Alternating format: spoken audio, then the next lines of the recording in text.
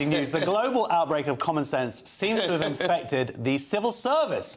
Two Whitehall departments have released new guidance that states there's no longer transphobic to express gender-critical beliefs. This comes after the settlement of an employment tribunal with former civil servant Eleanor Francis, who claims she was forced to resign due to her gender-critical beliefs. We are joined by employment and discrimination lawyer Peter Daly and Director of Advocacy at Sex Matters, Helen Joyce. Welcome, both of you. Hi, Josh. Good to be here. Congratulations. Now, Peter, could you just talk us through this case? Eleanor came to me about 2 years ago. She was a civil servant at DCMS, and she explained to me that she was gender critical, and she felt that being gender critical put her at risk of losing her job or experiencing discrimination in the workplace. There was also a sequence of policies that came out of the civil service, one in particular, the gender identity and intersex policy, that said that a person can use whatever toilet that they feel most comfortable with, which would mean that male people would be in female toilets, and that anybody who raised a concern about that or raised a query about that was definitionally transphobic. So Eleanor did what all good civil servants should do. She went through all of the HR policies. She calmly, comprehensively set out why the way she was being treated and the policies that were being laid down to her were unlawful, and why they conflicted with the civil service duty of impartiality, which is kind of the core reason to have the civil service. At the end of all of that, she found herself in a position where her job had effectively been taken from her. She'd lost her responsibilities. She'd exhausted all of the internal procedures. So she had no alternative but to resign. We sued for constructive dismissal and discrimination on the basis of gender critical belief and a philosophical belief in the impartiality of the civil service. And just before Christmas, about a year after we'd lodged the claim, the civil service agreed to settle the claim for the full value that we were seeking and to put in place a sequence of steps to try and correct where they had gone wrong. Yeah. So all in all, Eleanor was extremely happy with the outcome, and it does seem to be a positive outcome for the civil service more generally. Well, Helen, you at Sex Matters, you have uncovered, I believe, some documents showing how the civil service kind of got to this state, and they were implemented around 2014, 2015, is that right? But they read crazy when you read them in today's eyes set. Even earlier, I mean, for at least, I would say, 14, 15 years now, internal and external lobby groups have been promoting a version of the law that's just frankly not correct. So they've been telling civil servants in every department and also senior civil servants at the top in the Cabinet Office that you have to allow men who identify as women to use women's spaces, that anyone who says that, you know, men are male and women are female is a bigot, that if you refuse to use she, her for a man who identifies as a woman, that you would be disciplined and so on. This has been going on really since about 2011 at least. And there have been a succession of policies and a succession of attempts to get them corrected. They've been withdrawn, there have been FOIs. I'll spare you the grim details. But where we've got to at the moment is that nobody is taking responsibility. This is the way it is across pretty much every government department. And of course, they're the people who are helping to push out policies across the country. I mean, the Eleanor is in DCMS, Culture, Media and Sport.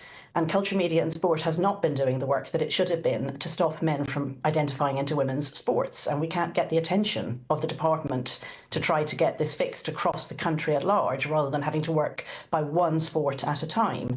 So this is really significant because it means that there's going to be sort of constructive work, hopefully across the whole civil service, to make a model policy, and that'll be lawful. And if it's not lawful, well, we'll just have to go back to court again, won't we, with a judicial review or similar, and get a decent policy finally across the whole civil service and then out through the country at large. Well, that's it. I mean, going back to court again, I believe you've worked on the on Maya Forstater. Where does this case sit within all the recent victories? Will this actually bring about change, do you think? I hope so. It's a step by step. Yes. Sorry, Peter. I was to say, Peter, yeah, sorry. We're going to spend 2 hours now just all being very polite, but we'll go to you. We'll go to you, Mr. Daly, and then we'll hear from Helen again. Yeah, I think it does look positive, but we shall have to see where we get to on it. A judgment.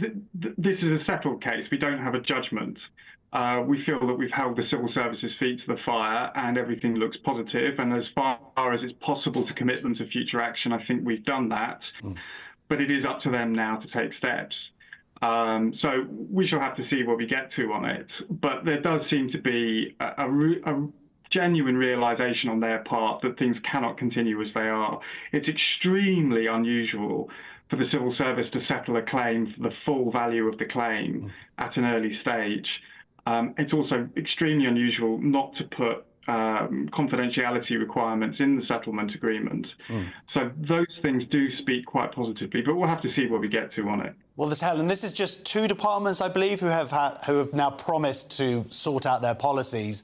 Have you seen any indication that the other departments are going to follow suit from this? Well, we're certainly going to be writing to the Cabinet Office and the permanent secretaries across all departments, because if it's not lawful in DCMS, then it's not lawful in any department. And what we will be saying is that, now you're on notice. If you have a policy that does not, that behaves the same way as the DCMS policy did, you are on notice. And there are other cases at the moment. So, for example, there's a case that's to do with a woman called Elspeth Wrigley, who's at the Rural Payment Agency. The Rural Payment Agency is being sued by a trans-identifying man called Samantha Tempest, who is trying to take the Rural Payment Agency to court simply for allowing Elspeth to set up a group of civil servants who are gender critical. That's all. He's claiming that the group existing is transphobia and is discriminating against him. So he tried to keep his name secret, but there was a court judgment just a few days ago. Actually, it was before Christmas, but it came out a few days ago, saying that he can't keep his name secret. So, and that's not the only judgment about confidentiality, about trans people's names that has come out just in the last week. So we're really seeing a big change in the courts. So men who want to try and use women's spaces, and then when the women complain, and the men say, well, I want to keep my name secret, they're not getting away with it anymore. Well, speaking of the courts, Peter, it seems like every victory has come through the courts, that the courts are the only thing that's kind of saved our country, even though we're in the middle of the process, from this dangerous gender ideology. And is there any point, do you think politicians are going to step up, or is it the courts that allow them to be cowards, essentially, because they're just going to constantly just follow what the courts say at the end? So individuals like the person who brought this victory today has to then upend their life for 2-3 years. It's obviously completely unacceptable that this should be left to individual women to, and it is almost exclusively women, individual women to have to, as you say, put their life on hold for 2 or 3 years and open themselves up to huge risk. So there should be a much more political solution to it. But each of the victories do have an impact, and they do move things forward. I think the politicians are being cowards in it. I think they are just standing back and hoping that they can let the courts do the work for them. But these are fundamentally policy issues. The reason why these cases win so often, and I mean, it's remarkable how much the gender critical cases win. The reason why is because the law is actually very straightforward. The legal position in these cases is not complex. This is not really difficult law. The problem is that employers, particularly in the public sector and in the civil service in this case, overlook the law, and they try and pursue what they think is going beyond the law and doing something which is morally acceptable to them, but is unlawful. It is up to the politicians, I think, to take a step forward in policy and stick their head above the parapet and recognise that it's not up to individual women to have to bring these multiple legal cases to try and make clear what we all already know. Yeah, well, Helen, have you actually seen any evidence of politicians stepping up at all to end this institutional capture?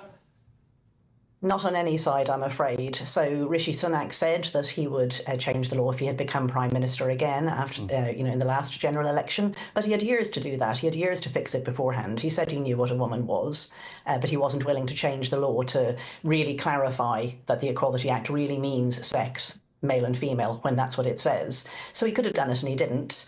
Labour said that it's going to protect single-sex spaces. That's a manifesto commitment, but it claims that they are protected when these cases demonstrate that they aren't protected. So, yeah, what we're seeing is just politicians being politicians, really, on both sides, and leaving it to individual women like Eleanor. So thank goodness for them. Yeah, well, we owe them gratitude. And the money that she got arguably is not going to replace, as I say, 2-3 years of stress and all the stuff that comes with it. So anyway, thank you to her, and thank you both of you for joining us this evening. Thank you.